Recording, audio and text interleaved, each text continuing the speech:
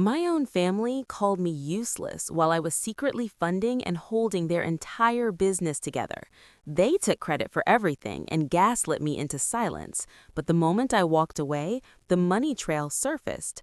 Unpaid vendors, tax fraud flags, and federal investigators got involved. At 6:42 a.m., the raid hit their office and seized everything. And months later, the charges turned into real prison time. Because this wasn't just revenge, this was the truth catching up. I'm Ava Bennett, and this is what happens when the person you underestimate stops protecting you. Chapter 1. The Daughter Who Made It Work. I kept my father's business alive for years, and he told people I barely helped. He never paid me $1 for any of it. That part matters more than I like to admit. Back in 2020, I walked away from a steady operations job in San Diego and started consulting on my own. I was good at stepping into messy businesses and figuring out why things were slipping. Late payments, confused schedules, vendors getting tired of excuses.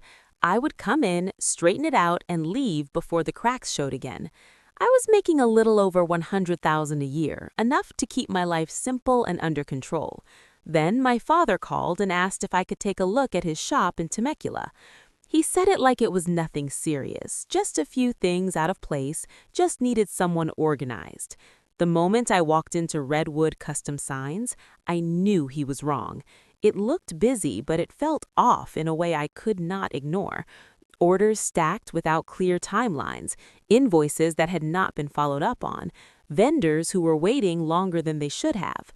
No one could tell me what the next 30 days actually looked like. He still insisted everything was fine. I was not hired. There was no paperwork, no title, no pay, nothing official. I was just there because I was his daughter and he needed help. So I started fixing things anyway. I rebuilt the invoicing system so every job had a real status and a real deadline. I mapped out vendor payments so we were not constantly behind. I tracked cash flow so we could see what was actually coming in and what was going out. When money got tight, I used my own credit line to keep materials moving and projects from stalling. When I stepped in, things moved. When I pulled back, even a little, things slowed in ways no one wanted to admit. There were months I moved more than $10,000 into that business just to keep it breathing. No one asked me to do that, but I knew what would happen if I did not. My sister Hannah would stop by and tell me I was overthinking everything. She saw trucks leaving the lot and figured that meant things were working. My father would agree with her and remind me he had been doing this for decades. And then, when something broke, they would both look at me. Not directly, not with words, but it was always the same message: fix it. In 2023, the shop landed a contract with a regional retail chain run by Marcus Hale. It was bigger than anything they had handled in a long time. Multiple locations, tight deadlines, real consequences if it failed. My father signed it without really understanding the timeline.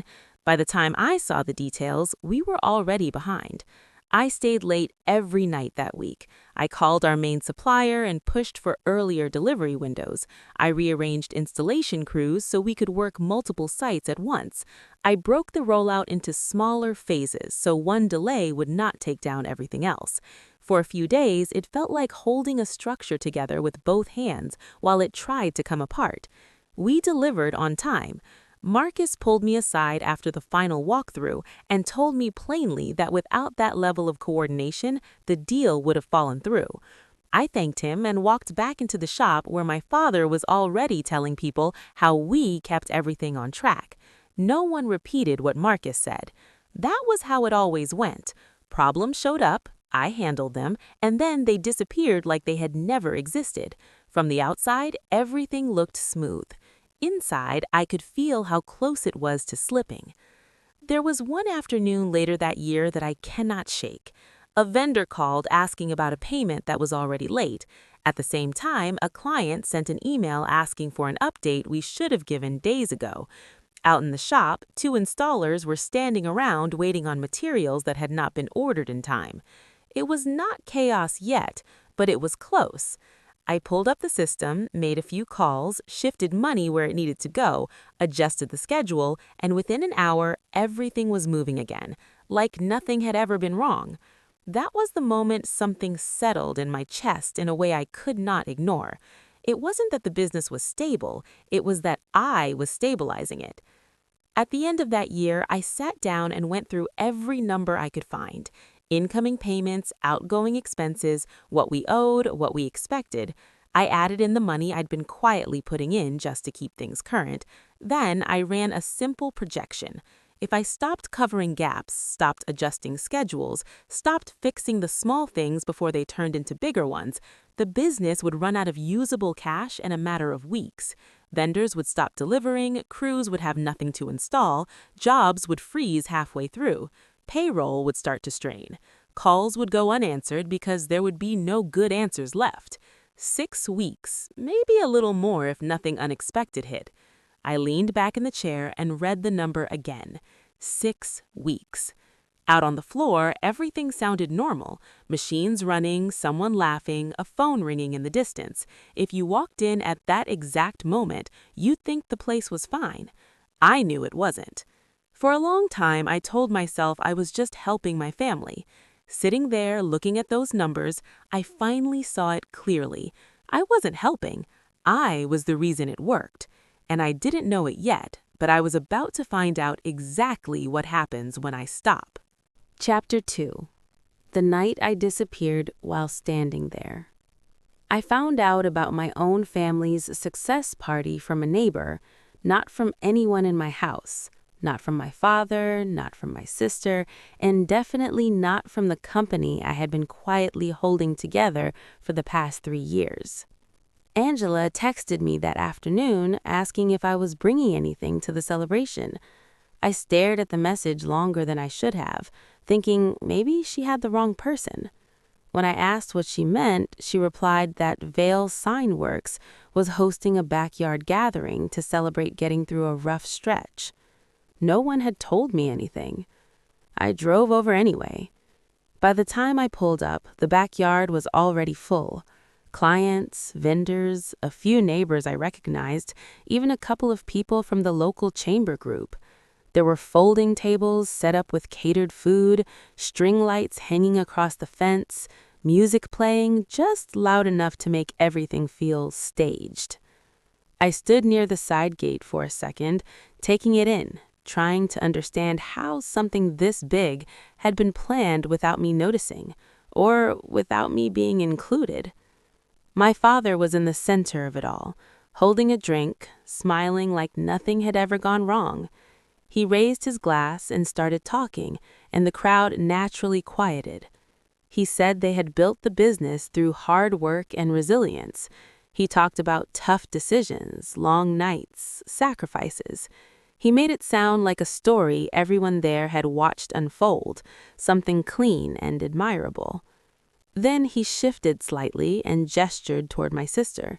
He said his younger daughter had been stepping up a lot lately. People nodded. A few clapped.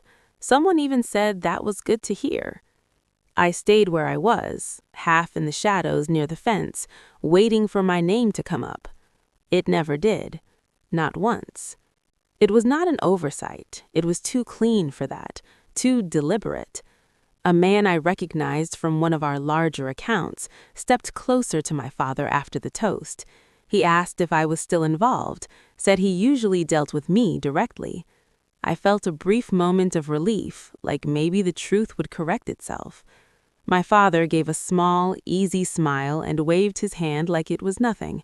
He said I helped sometimes, but nothing critical. The word landed harder than I expected. Nothing critical. The man nodded like that made sense, like it confirmed something he had already started to believe. He turned back toward my father and continued the conversation without looking for me.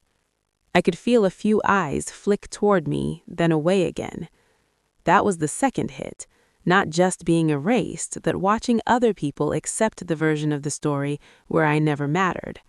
My sister stood a few feet away, holding a drink, listening. She did not say anything, she did not correct him, she did not even look uncomfortable. For a second, our eyes met. She looked away first. I stayed long enough to make it seem like I belonged there, even though every minute felt like I was standing in the wrong life. After the crowd thinned out and people started leaving, I found my father near the back door, stacking empty cups like it had been a normal evening. I told him we needed to talk. He did not seem surprised. I said I had been holding the company together, that I had handled the accounts, the scheduling, the issues that kept everything from falling apart. He listened without interrupting, which somehow made it worse. Then he looked at me and said I was exaggerating. He said they had been fine before me. He said things would have worked out either way. There was no anger in his voice, no defensiveness, just a calm certainty that made it feel like I was the one rewriting history. I asked him why he had not mentioned me at all. He shrugged slightly and said it was not necessary. That was it. Not necessary. I left before I said something I couldn't take back. A week later, I saw his post online. He wrote that he was proud of the family business for surviving a difficult period without outside help. Without outside help. I read it twice, then a third time just to make sure I wasn't misunderstanding it.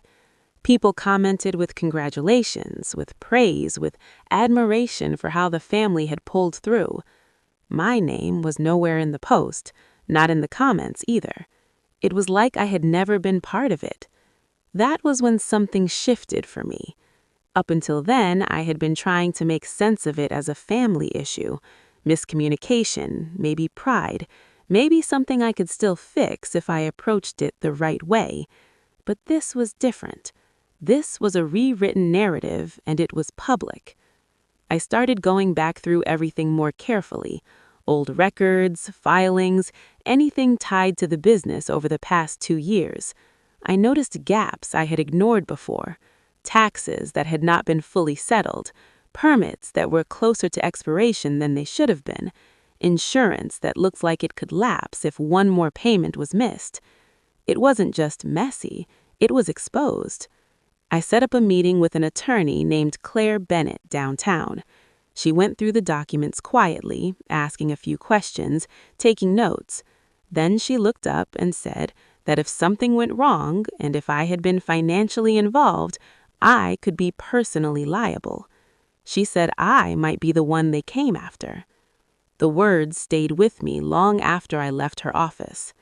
That night, I opened my own records. Every transfer, every payment, every time I had covered something to keep things moving. I had never tracked it all in one place before. I just handled it as it came, thinking it was temporary, thinking it would be recognized eventually. It took me over an hour to put it together. $182,400. That's what I had put into the business over 3 years. No one had acknowledged it. No one had even mentioned it. And now, publicly, it looked like I had never been there at all. I sat there staring at the total, realizing that this was no longer about being left out or overlooked. I was not just being erased from the story. I was being positioned as the one carrying the risk for a system I no longer controlled. That's when something settled in me. Not anger, not exactly. Something colder. That's when I stopped thinking like a daughter and started seeing the situation for what it actually was. Chapter 3. I did nothing. I did not quit. I just stopped saving them. The next morning, I woke up at the same time, made the same coffee, sat at the same desk, and then did nothing. No checking vendor accounts, no fixing scheduling gaps, no quiet transfers to cover payments that were already overdue. I let the system run exactly the way it had been claimed to run without me. For the first few days, everything looked fine. Orders moved, emails were answered, trucks left the yard on time. If you were standing on the outside, you would not have noticed anything wrong. That was the part no one ever understood. The collapse never starts loud. It starts quiet, almost polite. By the end of the first week, the first delay hit. A crew showed up to a site outside Fort Worth and stood there waiting because the materials had not been delivered. No one had confirmed the order. No one had followed up. They called the office, then waited, then called again. I knew about it because one of the guides texted me out of habit. I read the message and put my phone down. An hour later, another message came in. "We are still waiting." I did not answer. Week 2 started slower, heavier. Marissa called me on Tuesday afternoon. Her voice was careful, like she was trying not to accuse anyone of anything yet. "Hey, I just wanted to check on the last invoice. It is still open on our side." I leaned back in my chair and stared at the ceiling for a second. "You should talk to Daniel," I said. A pause. "Daniel does not usually handle payments." "I know, he does now." She did not argue, but the silence before she said okay told me everything. She knew something had shifted, she just did not understand what. Later that same day, Noah texted, "Timeline is off. Materials did not come in. Can you check?" I typed back 2 words. "Ask him." He called immediately. "What is going on with you?" he said. No greeting, no build-up. "Nothing is going on." "Then why am I being told to go through your dad for stuff you have always handled?" "Because I do not handle it anymore." A pause. "Since when?" "Since now." He exhaled hard. "This is going to mess things up." I said nothing. "You know that, right?" "I'm not the one messing things up," I said, and ended the call before he could respond. By midweek, the first real crack showed up in writing. An email came through from a supplier marked urgent. Payment overdue, 10 business days before service suspension, possible legal action. It sat there in the inbox, unanswered, unfixed, visible. That was the difference. Before, I would have handled it before anyone else even saw it. Now it was out in the open, exactly where it belonged. Week 3 was when the outside world started to see it too. A customer posted in a local business group about a delayed order. Not angry, just frustrated, asking if anyone else had experienced the same thing. Within hours, there were comments. Someone said they had noticed slower response times. Someone else said their install had been pushed twice. Then someone mentioned the company by name. Once it's public, it spreads fast. That night, Leela showed up at my apartment without warning. She knocked hard, then pushed the door open as soon as I unlocked it. "What did you do?" she asked. I stepped aside and let her in. "Nothing." She stared at me, waiting for me to break. "Then why is everything falling apart?" I shrugged. "Maybe it was always like this." "That's not true," she said quickly. "Things were working." Things looked like they were working. She paced once across the room, then turned back. "You are hurting us." I met her eyes. "I'm not doing anything." "You're doing this on purpose." I did not answer. That was answer enough. Her expression shifted, just slightly. Not anger, not yet. Understanding. "You could fix this," she said, softer now. I shook my head. "It's not mine to fix." She let out a breath like she had been holding it too long. "You're going to regret this." "Maybe," I said, but I already knew I wouldn't. After she left, the emails started coming directly to me. Not forwarded, not copied, but sent to my personal inbox, like people were quietly stepping around the company itself. "Are you still consulting? Are you available to step in? We'd rather work with you directly if possible." That last one stayed on my screen longer than the others. They weren't asking out of curiosity. They were choosing. By the 4th week, the shift was no longer subtle. Then Ethan called. "I need to know what's happening over there," he said, his voice flat, controlled. "What do you mean?" "I mean missed deadlines, no clear answers, and people on your end who don't seem to know what they're doing." I stayed quiet. "I need to know if you're not involved anymore right now." "I'm not involved the way I was before." A long pause. "That explains it." Another pause, shorter this time. I'm pulling the next contract. The words landed clean. I don't trust your dad's operation without you. There was nothing emotional about it. No anger, no hesitation. Just a decision based on what he was seeing. When the call ended, I set my phone down and sat there in the quiet. For the first time, it wasn't just me who understood what was happening. It was visible. The delays, the gaps, the way everything depended on work no one had acknowledged. I hadn't taken anything from them. I hadn't sabotaged anything. I just stepped back. And once I did, the truth didn't need me to explain it. It showed itself. I didn't break the system. I just stopped being the thing that kept it from breaking. Chapter 4. I didn't destroy it. The company did not start falling apart when I left. It started falling apart when it had to run without me. By early June, the biggest contract they had was already slipping. It was a commercial job outside Phoenix, worth around $250,000, the kind of deal that was supposed to carry them through the rest of the year if it went right. It did not go right. Deadlines started missing one by one. Emails went unanswered for days. Materials showed up late or not at all. What should have been a clean rollout turned into a slow, visible unraveling. People noticed. I heard about it before anyone called me. Then my phone rang. I saw my father's name and let it ring twice before picking up. "You need to fix this," he said. No hello, no explanation. I stayed quiet. "You created this mess," he added, his voice tightening. That was the moment I stopped absorbing it. "I did not create it," I said.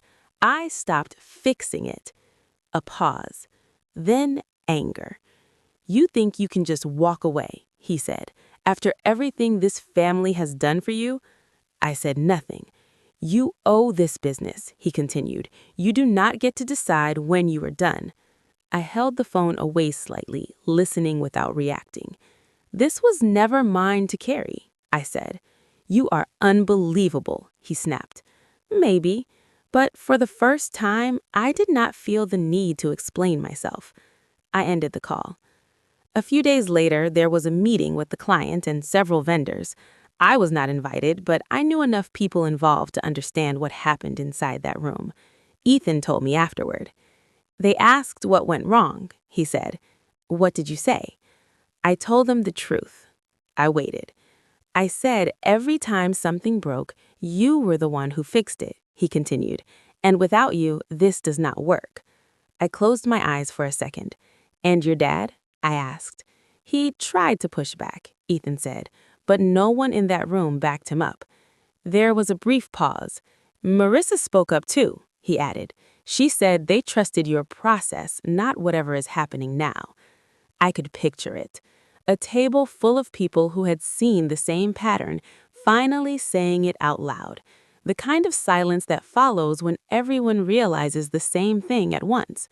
That was the moment it stopped being a family story. It became a business reality. That night, I sat at my desk and went through everything one last time. Every transfer I had made, every invoice I had covered, every email where I had stepped in before something failed. I organized it clean. Dates, amounts, context. No emotion attached to any of it. Just facts. Then I sent it all to Claire. We met the next morning. She reviewed the documents carefully, taking her time, asking questions when something needed clarification. "You have a clear record here," she said. "I should have kept it from the start." "Most people do not. They assume effort speaks for itself." I nodded. "What do I need to do now?" "You separate completely," she said. "Financially, legally, operationally. You make it clear you are not responsible for anything going forward. And if something comes back later, you have your documentation," she said. "That is what protects you." I left her office feeling something I hadn't felt in a long time. Not relief, clarity. That evening, Lila called. Her voice was quieter than usual. "Is it true? You were covering everything?" I leaned back against the couch. "You saw what happened when I stopped," I said. A long silence. I didn't understand, she said. I know. You should have told me. I tried, I said, just not in a way anyone wanted to hear. She did not argue. That was new. I don't know how to fix this, she said. It's not yours to fix, I replied. Another pause. What are you going to do? I looked around the apartment at the boxes I had already started packing. I'm leaving. Leaving where? Denver. She let that sit for a moment. You're really going to walk away from all of it. I already did, I said. This was just the part where it became visible. After we hung up, I opened my laptop and signed the lease I had been reviewing for days. A small place on the edge of the city. Nothing impressive, but it was mine. That was enough. I sent the deposit, closed the screen, and sat there for a minute in the quiet. No announcement, no final explanation. I had done enough of that. The next morning, I packed what I needed: clothes, documents, the laptop that held every record of what I had done and what I had covered. I left everything else. By the time anyone realized I was actually gone, I was already driving out of the city. I did not destroy anything. I did not take anything that wasn't mine. I just stepped out of something that only worked when I was inside it. They did not lose the business because I left. They lost the only thing that had been holding it together. Chapter 5. What happens when no one is fixing it? I left in August without telling anyone where I was going, and for the first time in years, I let silence do what explanations never could. The drive out of Arizona felt steady, almost uneventful, like something that had already ended long before I got in the car. I did not check my phone every hour. I did not wonder what they were doing. I did not feel the need to stay connected to something I had already stepped out of. I let it go. The first signs came faster than I expected. Within a few weeks, projects started slipping in ways that could not be smoothed over. Crews showed up to job sites and waited because materials had not been delivered. Installations were pushed back, then pushed back again. What used to run quietly in the background became visible in a way no one could ignore. People started asking questions. By the second month, the financial strain showed up. Vendors who had been patient stopped extending credit. Payments were late, then later. I heard through someone I knew that a piece of equipment had been sold to cover outstanding balances. Not upgraded, not replaced, just sold to keep things from collapsing all at once. That was when I understood how thin everything had been. By the third month, the pressure moved into something harder to contain. There was an audit. Questions about taxes that had been sitting unresolved for longer than anyone wanted to admit. One of the vendors filed for formal recovery. Notices were sent, deadlines were set. That kind of pressure changes how people talk. The story my father had told began to shift. People who once believed it started looking at the results instead of the words. It is hard to defend a version of reality when the outcome does not match it. I did not need to say anything. It was all happening on its own. Lila called me one evening. Her voice sounded different, like something had been worn down. "Everything is falling apart," she said. I stood by the window in my apartment in Denver, looking out at a street that did not carry any history for me. "I know," I said. "You knew this would happen." "I knew what was already there," I replied. A long pause. "He had to sell 2 of the trucks," she said quietly, "to pay vendors." I closed my eyes for a second, not out of shock, but recognition. "And there are penalties now," she added, "from the audit. It's getting worse." I let the silence sit. "We are trying to fix it," she said. "Some things do not get fixed the way you think," I said. Another pause. "I didn't see it before, not how it actually worked." "I know." "You were carrying everything." I did not answer that. "I think I understand now," she said, softer this time. I leaned my head back against the wall. "I hope you do," I said. She stayed on the line for a few seconds longer, like she wanted to say something else, then ended the call. I did not call back, not because I was angry, because there was nothing left to resolve. In Denver, things were different. Not bigger, not faster, just real. I built everything from the ground up. Clear systems, defined expectations, no hidden work holding everything together behind the scenes. If something needed attention, it was addressed directly. If something failed, it was fixed in the open. No one assumed anything would just work on its own. The first contract I signed there was small, nothing close to what I had managed before, but it was clean. Clear scope, clear payment terms, clear responsibility. It worked. Then another came, and another. Not because I was fixing emergencies, but because I was building something that did not depend on that. Ethan sent me an email a few weeks later. "You were the backbone," he wrote. Then another line, "We should have listened to you." I read it once and closed it. There was a time I would have needed that, to hear someone say it out loud, to confirm what I had already felt but could never prove in a way that mattered. But I didn't need it anymore. I had seen the truth long before anyone else was willing to say it. My family did not collapse because I left. They collapsed because they never understood what had been holding them together in the first place. And once that was gone, there was nothing left to carry the weight. I did not destroy anything. I did not take anything that was not mine. I just stopped being the person who made everything work without being seen. That was enough. If you've ever been the one holding everything together while everyone else takes it for granted, you already know how this feels. So let me ask you something. Do you stay and keep fixing what no one else will take responsibility for, or do you step back and let the truth show itself? And if you do step back, what do you think will still be standing when you're gone? If this story meant something to you, stay with me, share your thoughts below, and follow along for more stories that might feel a little closer to your own.